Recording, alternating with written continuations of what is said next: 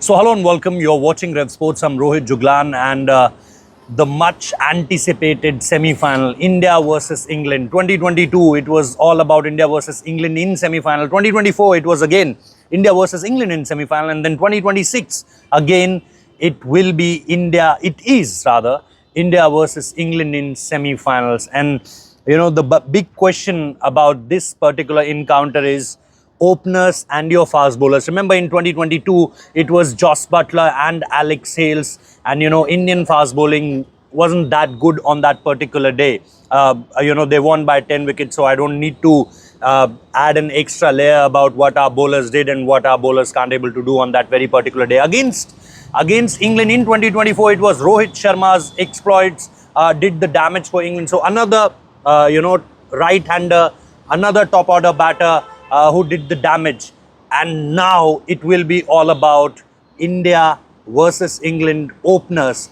When we talk about openers in this particular encounter, on the one hand, it's Phil Salt and Joss Buttler not having a great World Cup, but that's the same thing happened in 2022. At that point of time, it was Alex Hales and Joss Buttler didn't having that kind of World Cup where you can say that they were doing really good, and suddenly came that semi-final. Now this particular game, it was one man who did exceptionally well in the last game of that Super 8 fixture, and that's Sanju Samson.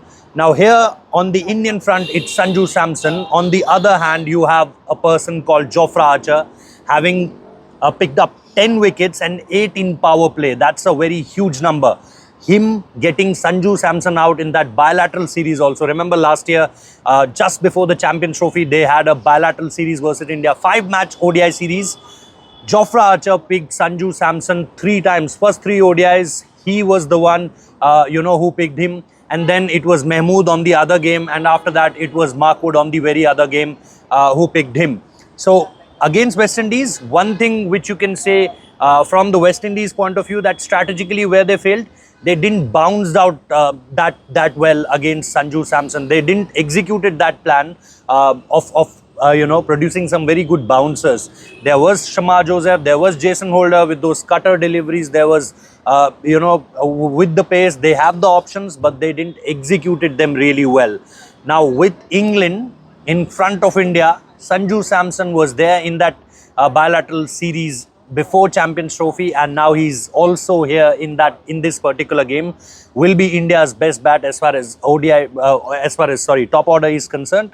And with Jofra Archer having that white ball in his hand, definitely he has multiple plans against him, which he executed really well in that bilateral series.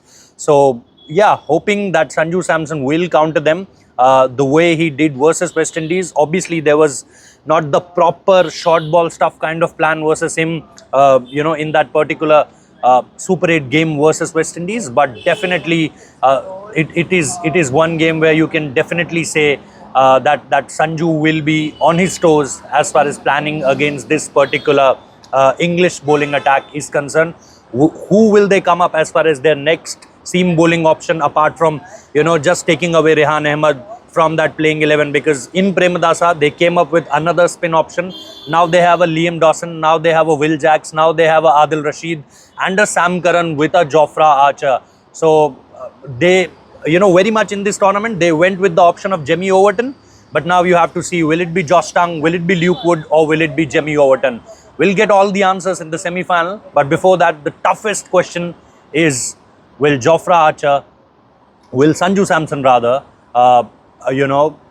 put that front foot ahead, and can he just continue where he left in Eden Gardens against this English bowling attack, especially Jofra Archer? Do let us know what you think. Thank you so much for watching.